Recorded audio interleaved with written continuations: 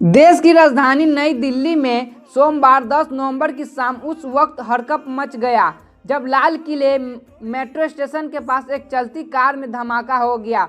घटना के बाद पूरे इलाके में अफरा तफरी मच गई और तुरंत दिल्ली पुलिस, फॉरेंसिक टीम और बम निरोधक दस्ती मौके पर पहुंच गई।